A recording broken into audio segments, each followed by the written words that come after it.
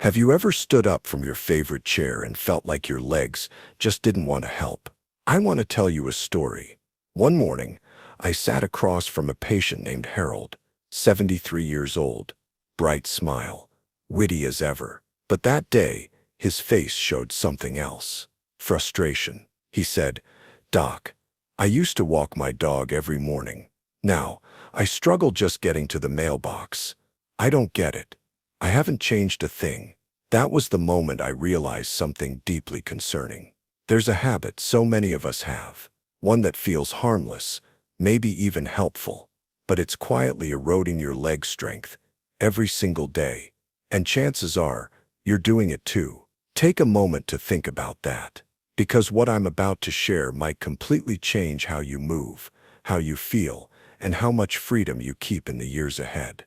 This isn't about exercise fads or scary surgeries. It's about understanding one powerful truth. The way we use our legs every day shapes how they serve us tomorrow. And the good news? Once you understand this hidden culprit, you can start reversing the damage almost instantly. So what is this common habit? Too much sitting. Now, before you roll your eyes and think, "Oh, I've heard that before," I want you to stay with me, because the truth is far deeper and far more dangerous than just sitting is bad. Here's what most people miss. It's not just about sitting too long. It's about how you sit, how often, and what your body isn't doing while you're doing it. But before we dig into that, let me ask, have you noticed yourself feeling stiffer in the morning? Maybe stairs feel steeper, or getting out of a car feels clumsier than it used to. If that sounds familiar, you're not alone. In fact, research shows that by the age of 65, we begin losing up to 1% of muscle mass every year. And guess what? It accelerates the more inactive we become. Now, combine that with daily habits, like long hours watching TV, reading in the recliner, or meals spent in cushioned chairs. Suddenly, your strongest muscles, the legs that carried you through every chapter of life, are quietly weakening. But here's the surprising part. Most doctors don't emphasize. It's not aging that's taking your strength away. It's disuse. And disuse is a choice, one we often don't realize we're making. Let me paint a picture for you. Think of your legs like a pair of loyal engines. They're built to move, to carry weight, to support you. But if you park an engine too long without running it, what happens? It seizes up, loses its power. That's exactly what's happening inside millions of people's legs right now. Now here's where it gets really interesting. Most seniors think walking around the house or doing a bit of grocery shopping is enough to stay active, but it's not. And in just a moment, I'll explain why that light movement isn't building strength and what you need to do instead. But first, let's look at the damage that prolonged sitting is doing beneath the surface. When you sit for long periods, your glutes, your bottom muscles, shut off. Your hip flexors tighten. Your hamstrings shorten. Your knees lose range of motion. Now layer that over days, weeks, and years. That's why so many older adults start developing shuffle steps. Not because they want to walk that way, but because their leg muscles aren't firing like they used to. Have you ever noticed how it takes a moment to get your legs going after sitting for a while? That's not just stiffness. That's your muscles struggling to wake up. And every time they do that, they're growing weaker. Let me tell you about someone else. Susan, she's 68, retired librarian, used to love gardening. But lately she started noticing her balance was off. She tripped over her own feet twice. Nothing major, but enough to scare her. She came to me worried that it might be a neurological issue. After a few simple tests, I told her, "Susan, it's not your nerves, it's your muscles. They've gotten lazy from too much sitting." She was shocked. "But I walk every day," she said. Then I asked, "How long do you sit before you walk, and after?" She paused. "Well, I sit most of the morning, walk 20 minutes, then sit again until dinner." There it was. Just one short burst of movement couldn't undo the damage of 6, 7, or even 8 hours of inactivity. That's the secret nobody talks about. It's not about one daily walk. It's about moving your legs often in the right ways all throughout the day. And in just a moment, I'll give you a simple technique, just 90 seconds long, that can reawaken your leg muscles without breaking a sweat. But before we get there, I want to pause and say something important. You're not to blame. This isn't about guilt, it's about awareness. Because the moment you see the pattern, you can start changing it. Take a second and ask yourself, what does my typical day look like? When am I sitting? For how long? Have you ever noticed this in your own routine? And if you're still with me now, let me offer you something. If this is resonating with you, if you're thinking, yes, I want to feel stronger again, then here's what I invite you to do. Hit that subscribe button. Because every week I share tips like these, gentle, real strategies that actually work for your stage of life. And if this message is making you feel hopeful, give this video a thumbs up. It helps us reach more people like you who need it. And in the comments, just type one word, hope. If you're feeling even a little inspired, I'd love to know. I read every single one. Now let's get back to that 90-second technique I promised. It's something I call the standing pulse. Here's how it works. Once every hour, stand up from wherever you are. Straighten your back, tighten your thighs and glutes just slightly, like you're squeezing a grape. Hold for 10 seconds, then gently raise your heels, standing on your toes for 5 seconds.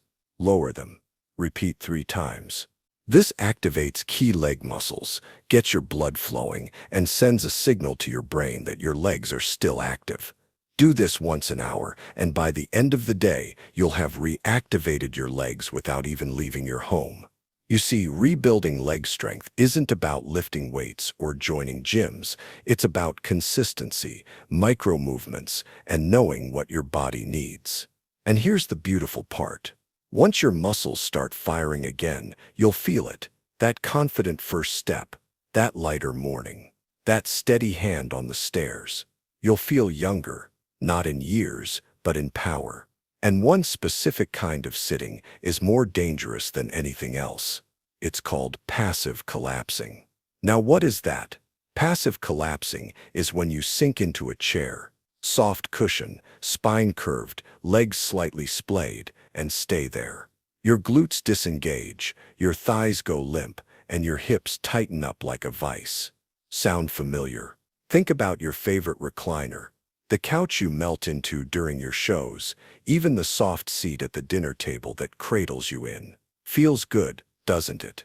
But your body, your muscles, don't feel the same way. When you sit like this, your postural chain goes offline. That includes your core, your glutes, your hip flexors, your hamstrings, and your calves. All the things that hold you up vanish from action. And here's the dangerous part. Even when you stand up afterward, those muscles stay partially asleep. That's why many people say, I feel wobbly when I get up. It's not age. It's because your brain and body have temporarily forgotten how to activate those support systems. Let me tell you about someone who experienced this firsthand. James is 71, former Navy man, proud grandfather of 4. He always considered himself strong. But lately he said to me, I can't believe it, Doc. I almost fell just walking across my kitchen. So, we walked through his day. And guess what? Hours in the recliner after breakfast, a short walk, then lunch, then 2 hours of reading, then dinner, then the evening news. All that passive collapsing added up. James wasn't weak. He was simply inactive in all the wrong ways. But here's what gave him hope. And what will give you hope too. Muscles have memory, and even in your 60s, 70s, or 80s, your legs can relearn how to move, how to support, how to stabilize, if you guide them. So let me show you a simple shift that changes everything. It's called active sitting. It's the opposite of collapsing. Here's how to try it now. Even as you listen, sit up tall toward the edge of your chair, feet flat on the floor, directly under your knees. Slight arch in your lower back. Shoulders relaxed. Now press your heels gently into the ground. Feel your thighs engage slightly. That's what we want. Do that for just 10 seconds at a time, several times throughout the day. Now, this might not feel like much, but this low-effort position trains your body to stay on. It reawakens your leg stabilizers, improves your posture, and teaches your brain that your legs are here to support you. That small act of being mindful while seated, it's like flicking a light switch back on. Stick with me because I'm about to share a powerful movement combo I give to my own patients to rebuild leg strength gently and safely. But before we go there, let's address a common fear. You might be thinking, what if I've already lost too much strength? I hear this all the time. And let me be honest. Yes, muscle loss does happen with age. Yes, inactivity makes it worse. But no, it's not too late. Science shows that seniors who start light movement, even after being sedentary, can gain back up to 30% of their leg strength in just a few weeks, waiting for you to reconnect with them, to move again, to trust them again. Now, I know all this can feel like a lot, so let's simplify. If you only take away 3 habits from this entire video, let it be these. First, never sit longer than 45 minutes without standing. Even if it's just to stretch or shift weight, this breaks the passive pattern. Second, practice active sitting 3 times a day, 10 seconds at a time. Heels down, core slightly engaged, back straight. It retrains your support system. Third, do the seated march, sit to stand, and calf raise combo 5 days a week. Gentle, powerful, proven. If you're already walking more, sitting mindfully, and doing the right movements, but still feel weak, wobbly, or unmotivated, the problem might not just be physical. It might be mental fatigue. Let me explain. After seeing thousands of patients, I've noticed something strange. Some people have the same X-rays, the same age, and even the same exercises, but only one of them regains strength quickly. The difference? Belief and mindset. Let me introduce you to Carol. She came into my office in tears. "I feel like a burden to my kids," she said. "I can't even get out of bed some mornings. I try, but what's the point?" She had accepted a false story, that this is just how life goes after 70. But here's what I told her, and what I want you to hear loud and clear. Muscle doesn't know your age. It only knows whether it's being used or ignored. Your body listens to your mind. If you tell yourself, "I'm too old for this," your nervous system listens and down-regulates performance. If you say, "My legs are failing," your brain pulls back activation to protect you. But when you tell yourself, "I'm rebuilding, I'm recovering, I'm still capable," something magical happens. Neurons fire, muscles awaken, and the healing begins. Not just in the body, but in the belief system that powers it.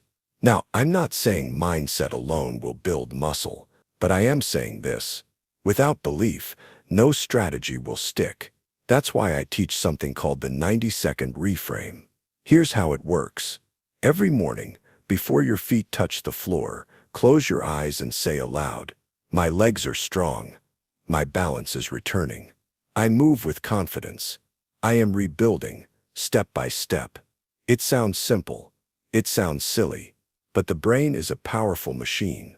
When it hears the same affirmation consistently, it begins to fire new circuits of motivation, attention, and muscle memory. And here's the science behind it. Studies from Harvard and the Mayo Clinic show that positive self-talk enhances physical rehabilitation outcomes by up to 37%. Not because it's magic, because it reduces fear, improves focus, and keeps people consistent. And consistency is the real secret weapon. Let's go back to Carol. She started her mornings with the 90-second reframe. Then she followed up with our 3-part exercise combo. Within 1 month, she wasn't just stronger. She was emotionally lighter. She felt proud again. She went to church without fear of falling. She picked up her grandchild without worry. Because the legs weren't just physical tools, they became symbols of hope. Now let's talk about something even more overlooked. Your environment. You can do all the right things, but if your home is working against you, your progress will slow down. So here are a few home upgrades I suggest to every patient. 1. Raise your seating. Lower chairs are harder to get out of. Add cushions or risers to bring your seat height to at least knee level. This reduces pressure on your knees and makes standing easier. 2. Use visual reminders. Stick a post-it note that says active sitting on your TV, fridge, or desk. These cues keep your body in alignment even when your mind wanders. 3. Create a walking loop. Inside or outside your home, find a small path, maybe around the kitchen island or hallway. Walk that loop once every hour. Even 30 seconds makes a difference. 4. Put a resistance band near your couch. This visual reminder nudges you to do a few easy leg presses or side steps during commercials or phone calls. A well-designed environment doesn't just support your body. It reduces friction, keeps motivation high, and makes healthy movement automatic. Now here's a truth that might surprise you. The goal is not just to avoid weakness, it's to build resilience. That means training your legs not only to walk, but to catch you if you stumble, to stand up from the floor, to climb stairs without gripping the railing. Resilience is what gives you freedom. And the beautiful part is, it's completely possible to build, even now. But let's be real, not every day will feel like progress. There will be days when your legs feel heavy, when stiffness returns, when you think, is this even working? That's why I tell every patient, progress is not about perfection, it's about direction. Even a 1% improvement this week means everything, because that 1% gives you momentum. And momentum turns into strength, confidence, and joy. Let's pause for a second. Close your eyes and picture this.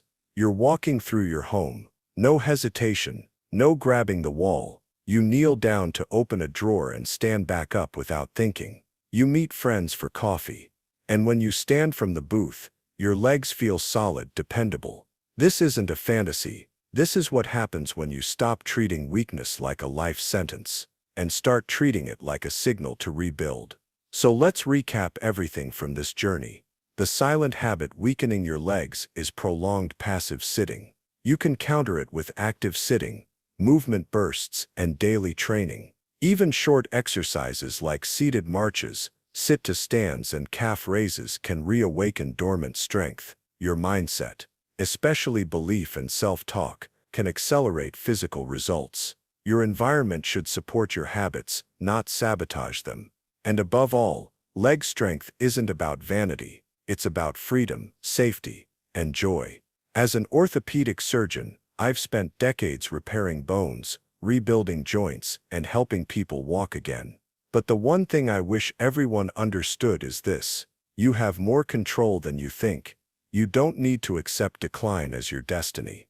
You don't need to fear the stairs, the fall, the future. Your body is listening, right now. It's waiting for your cue. So tell it, we're not done yet. We're just getting stronger.